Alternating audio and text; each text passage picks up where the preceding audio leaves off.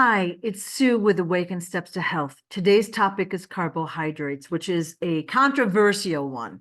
Most of us think of carbohydrates in with pizza, breads, donuts, cookies, or whatever, and yeah, they are. But most all carbohydrates basically come from plants. All right. So of course, the plants are processed into flour that we use for the other items. All right. So I have written a list of recommended plants, so I have to read from that. I can't retain it all right now. So plants and flowers made from plants are non-essential to our well-being, meaning we do not need carbohydrates whatsoever in our life. We don't need fruits, we don't need vegetables, we don't need flowers or grains to live. All right.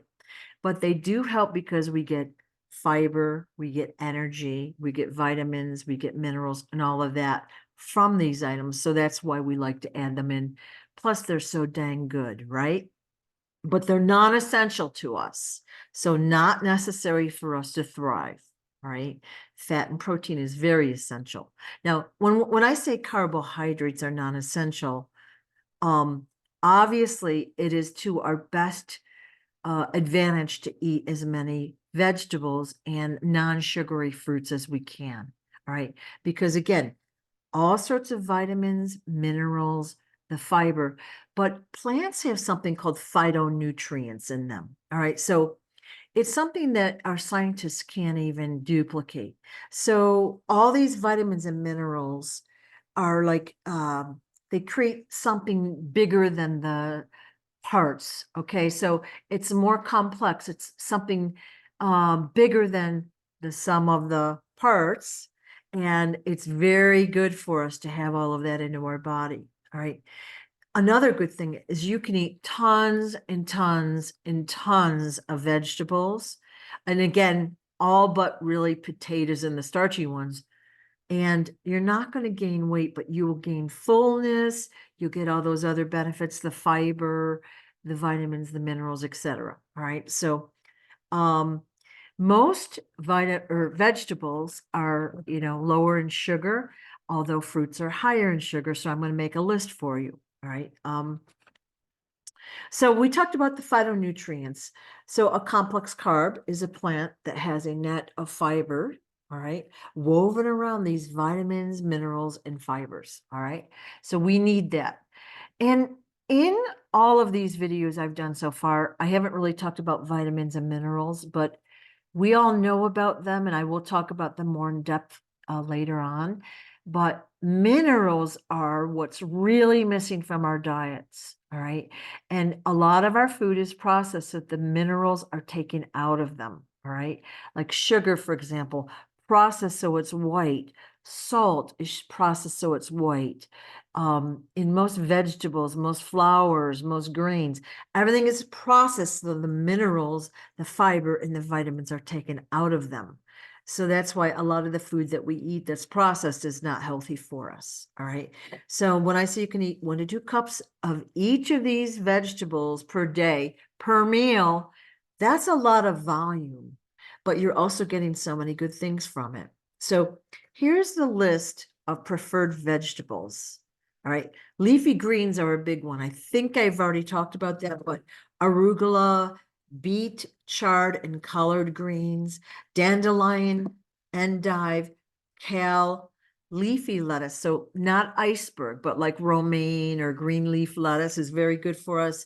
Spinach, mustard greens, and various other vegetables, bok choy, cabbage, broccoli, cauliflower, Brussels sprouts, one of my favorites, artichokes, asparagus, celery, wish I could read my writing, eggplant, green beans, peas, peppers, tomatoes, mushrooms, squashes, onions, garlic, shallots, leeks, root vegetables like beets, radish, turnips, carrots. Okay. Now, potatoes are really not preferred. All right. Because they have a high glycemic index. They turn into sugar in your blood. okay, in your bloodstream. And it create that whole pancreas insulin thing we talked about before. Also, potatoes are highly, highly contaminated. So you really want to buy organic if you're going to eat them. They are really satisfying. And I miss potatoes and I do have them when I want them. But if you're going to eat them, eat yams or sweet potatoes, then red potatoes, and then the other kinds. Okay. So those are the healthier vegetables, green leafies, cabbages, Brussels, mushrooms are so good for you. You can eat so much of that you could never eat enough in a day. All right. It'll really fill you up, but you're getting so much fiber, so many vitamins, minerals, etc. And then those phytonutrients that we need. All right.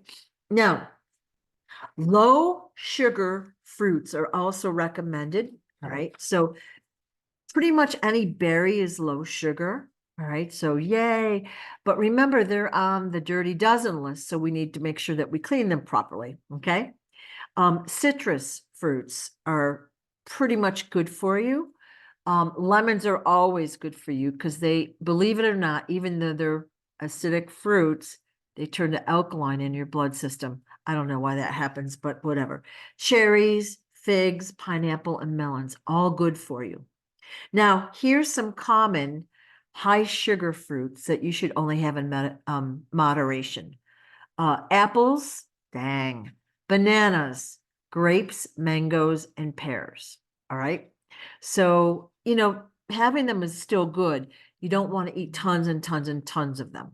All right. Because of the sugar content. All right. Adding the vegetables to your meals, again, adds to chewing satisfaction. It adds to your fullness. You get the vitamins, the minerals, the nutrients, and the fiber. Okay. And all of that basically allows you to digest. And I'm going to talk about fiber in just a second. One of the ways I would recommend that you get more vegetables into your meals, okay? Obviously, if you're going to make some I make a lot. Like I'll eat a whole bag of Brussels sprouts or a whole cauliflower for a meal, but add them to your pizza, for example. If you're going to make pizza, add a ton of veggies to it. If you're going to make eggs, chop up eggs or chop up veggies and add them to it. Slip them in your casseroles or whatever you do. Smoothies and juices. We're going to talk more about smoothies and juices, but one of the problems is people use a lot of fruit because it's good, all right, but it's all sugar. So you want to use mostly vegetables and add enough fruit to make it sweet enough to drink, all right? So you might want to do spinach, celery, whatever, and then maybe add a apple, but you have a lot of veggies in there, all right? So we'll talk more about that later. With most of these, you want to get organic if you can and or clean them and raise the vibration of these fruits and vegetables. And again, if you're using the Holotech products, everything you bring into the household should be cleared and raised by its vibration with those products, okay? It will only benefit you, all right? You want to buy organic, especially if it's on the dirty dozen list. Produce is sprayed with pesticides and glyphosate. Okay, so that causes intestinal issues. You always want to wash it. Okay, that should be self-explanatory, but a lot of the things you want to clean with the baking soda and or apple cider vinegar and water, soak it for 12 minutes in a bowl, and then consume it or store it. Okay, and there's some great videos on how to store fruits and vegetables. All right. Now I'm going to talk a little bit about fiber. All right. So fiber is not digested, but it helps to clean out our intestines. We talked about intestines a while ago and how they get all sludged up. We need fiber to create, elimination. It basically clears the intestinal wall and we feel less bloated. We don't have that big puffy belly. We feel better. So without fiber, we're bloated, we have intestinal issues, we get all backed up. So we do gain weight, but it causes intestinal and colon issues, especially down the road, which can be avoided by the right foods. All right. So there's two types of fiber, soluble and insoluble. All right. So soluble, think of well, oats. You put water in with oats, and what do? They suck up the water. Or rice. All right, that's soluble. It sucks up the water and it creates bulk. So let's say you eat rice or you eat oats. When it hits your intestines, it's sucking stuff up and moving it along. It's really a good thing for you to have. Now, insoluble fiber, think of an apple skin. All right. So it's kind of like a hard, thin layer. You eat the apple skin, and it's really not sucking up water, but it's moving through the intestines. And that kind of fiber creates like more of a speed situation. So let's think of you eating an entire apple. You've got an apple, so you've got vitamins, nutrients, minerals, and fiber. All right. It's a really healthy thing for you to eat. All right. So, again, we're not going to sit there and think about fiber all the time, but it's good to know that there's a reason that you can eat these vegetables and it helps you so much. Now, I want to talk a little bit about breads. Breads are obviously made from flour, made from plants, and there's all sorts of controversy about the flours. Okay, so most of the flour that we eat is processed. Okay, it's basically chemically processed. All the vitamins, nutrients, fibers, all of that is taken out of it. It's bleached, it's this, it's that, it's refined. So when we eat a carb, like a donut, a croissant, bread, it tastes good, but there's really not much nutrition in that item. All right. And then we're noticing through our society more and more people have gluten issues. So they're Crohn's disease, irritable bowel syndrome, or just gluten intolerance. Okay. So is that a factor of the flour that we eat, the pesticides on the flour? Yes, it is. So I used to, when I went gluten-free, I switched over to the bean flours or the brown rice flour, all of those alternative flours, and I started baking with that. Great, as a transition. But here's the issue. Those alternate flours create a high glycemic index in your blood system. Remember that whole pancreas blood sugar thing? That's why eating a donut that's partially why, or a piece of bread affects your blood sugar level. So it is said that a piece of white bread has got more sugar in it. It's created more sugar in your bloodstream than eating sugar. All right. Doesn't that sound crazy? It's because of the flour and the way it's processed. And also, a lot of our wheat and other crops are sprayed with a pesticide called glyphosate, which affects so many people. There's a lot of glyphosate intolerance, but people don't realize it. They might eat something and get a stomach ache. All right. So what to do? All right. You want to maybe cut down on your gluten and glyphosate, but you don't really want those alternative flours, right? Now, one other issue with bread, for example, you're buying store-bought bread. You've got the flour that's got no nutrition in it.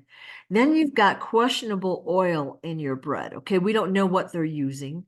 Of course, there's sugar in it. There's preservatives in it. There's food dyes in it. There's all these ingredients. So you're getting all this stuff in with your bread that's not good for you. So not a good choice, but neither really are the gluten-free breads long-term. And again, I would suggest short-term for a transition if you need that. So the best type of bread that you can buy, unless you're making your own, of course, is the sprouted grain breads and rolls. All right. So there's a brand out there called Ezekiel bread that it's sprouted grain. So what they do is they have all these grains, they soak them, it releases the enzyme, All right. And then they cook the bread or whatever. It's very, very dense and it's really good for you. Now, a lot of times you'll find Ezekiel or the other brands of sprouted breads in the freezer section. All right. They don't last. They've got no preservatives in it. So if you have a loaf of bread and you're not eating it very quickly, it will go bad. So my tip is put the loaf in the freezer and or take out 2 or 3 slices or a roll or whatever when you think you're going to have it to let it defrost. And then the rest can stay uncorrupted while you eat the bread that you have, and then you can get more when you need it. So that's what I would do. Ezekiel makes amazing hamburger rolls. Again, very dense stuff. It's not like soft like a Wonder Bread, but very good for you in comparison. All right, so to make sure I didn't miss anything. Yeah. So if you go to the Bubble Up directory, which is in the description below, there's some handouts there.